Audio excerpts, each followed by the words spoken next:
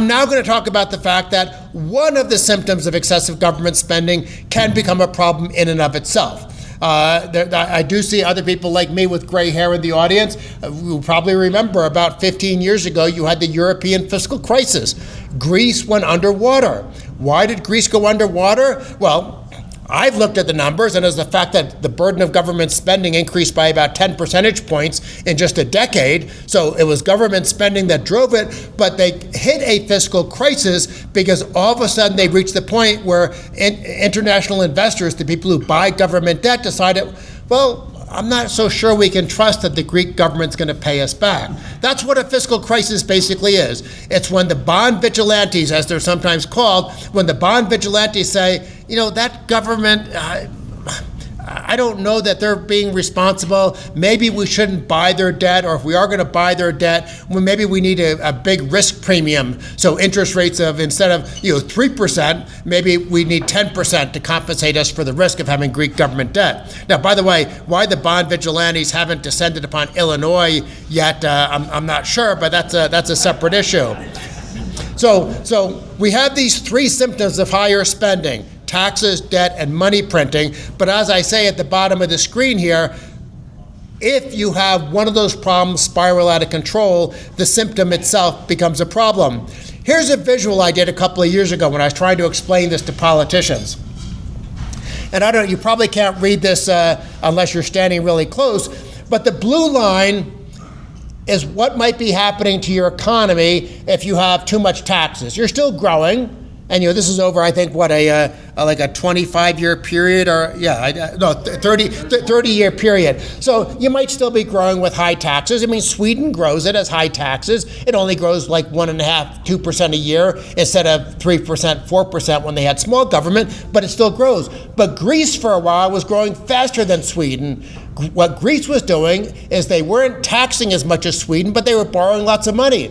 And I think in the short run, and the short run being a couple of decades here, that enabled Greece to grow faster. But if you're doing the high debt finance government approach, sooner or later when that fiscal crisis hits and people don't trust you anymore, then your economy can suffer a big collapse.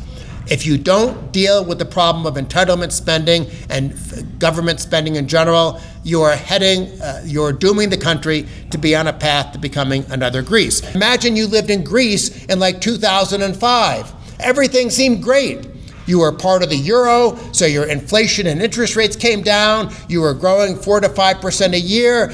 Politicians were spending money hand over fist, so if you had your snout in the public trough, you thought this was a great time. But the economy was still growing, so even though the burden of government was going up, hey, well, my taxes aren't going up. Who cares? Oh, there's a lot of government borrowing, but didn't Keynes say that was money we just owed ourselves?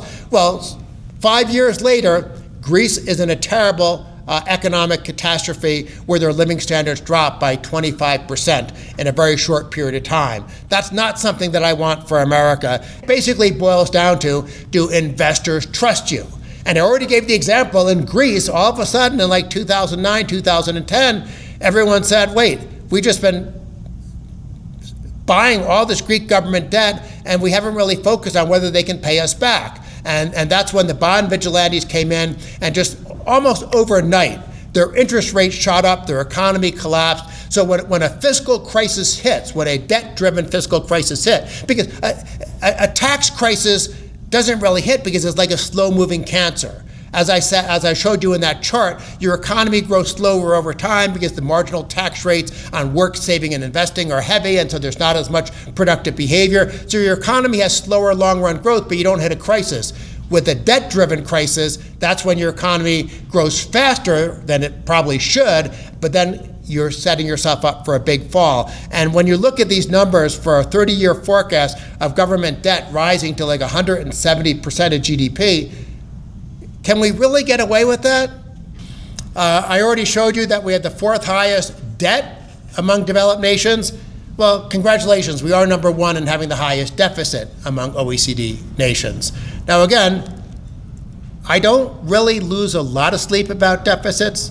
Deficits are the headache, government spending is the tumor, but nonetheless, since the topic of our discussion today is when might we have a debt-caused fiscal crisis, this is pretty bad.